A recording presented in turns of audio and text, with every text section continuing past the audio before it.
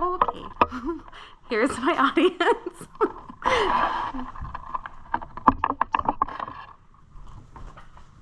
Welcome. Okay. According to the Met Museum, tarot cards have been around since the early 1400s, where it is suspected they originated in northern Italy. It says something about the success and popularity of tarot cards that they've managed to endure for almost 600 years and have become a mainstream part of our society today. So, fun fact, some famous tarot enthusiasts that you might not know about, we have T.S. Eliot. He wove tarot imagery into one of his most iconic poems called The Wasteland. Look it up, it's pretty cool. And David Bowie. David Bowie was obsessed with tarot cards, the imagery, the symbolism, and he wove that into some of his art, album covers, and music. A lot of people attribute the accuracy and success of tarot cards to magic, but it's much more interesting than that. Tarot is a successful tool for people to divine their future, not because of magic, but because of the science of psychology. So, today I will take you on a brief journey through tarot cards, and I will show you how psychology is a main strategy of a successful tarot reading. We will explore the major arcana, the minor arcana, and then some of the psychology theories behind them. So, first let's talk about what makes a deck. Today you'll notice in front of you we have the Modern Witch Tarot deck. And feel free to look at those cards and just kind of check out the imagery while I'm giving my speech.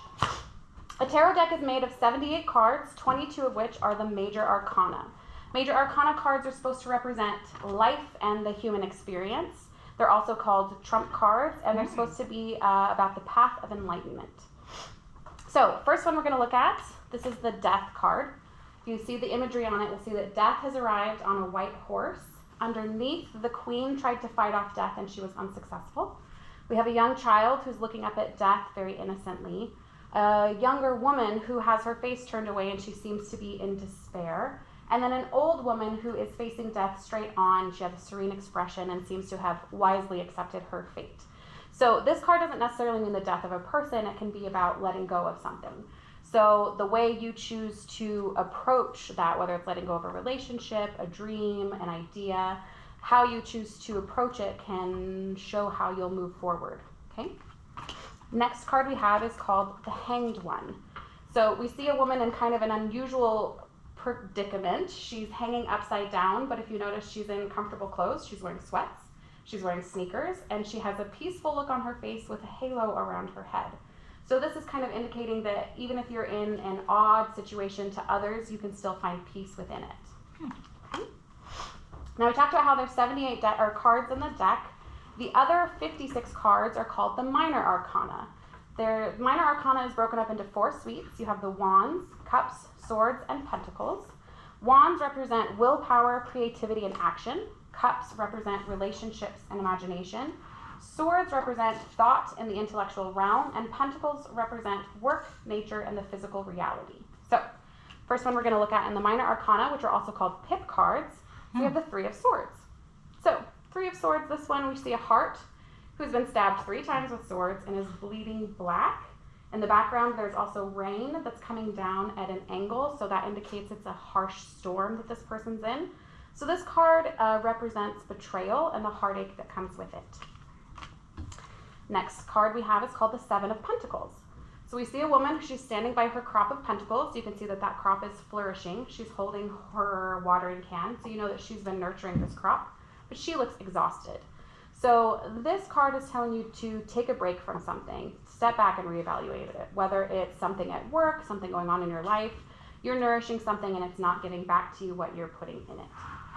Okay, now that we've seen some of the cards that you might encounter when you get a tarot reading, let's talk about the psychology behind them.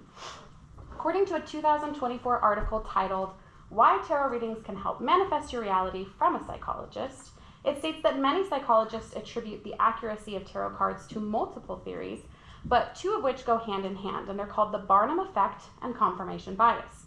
So, the Barnum effect is an individual's ability to believe that vague predictions and vague descriptions have a specific application to their own unique situations. Confirmation bias is when an individual favors info that aligns with their current beliefs and dismisses everything that doesn't align with their current beliefs. In other words, when somebody sits down and gets a tarot reading, they're going to hear what they want to hear or need to hear. So another theory is psychologists believe in something called the therapeutic effect of natural storytelling.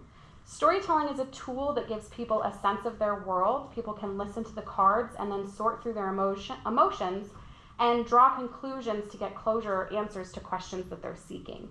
Tarot cards, as you can see, they manage to be both specific and vague, meaning that one card can have multiple meanings for multiple people and situations. Another thing about tarot cards is you're supposed to pay attention to how the imagery makes you feel. Again, how everybody feels when they look at a specific card can be different. What they're really doing is they're getting in tune with their own intuition. So it's as if you wanted to go to a trusted friend for advice, not realizing that trusted friend is your own brain that's helping you come to these conclusions. So it's easy to see how tarot cards can have appealed to the masses for almost 600 years. Tarot cards, they're fun, they're beautiful, they're meaningful. They have cards to represent large life events and small life events. But what they're not is they're not magic. Tarot cards are about psychology. So if you ever have a chance to sit down and get a tarot reading done and it feels like every card that's pulled was specific to you and your situation, it's not magic, it's psychology. Thank you. I hope it's recording. It's not on.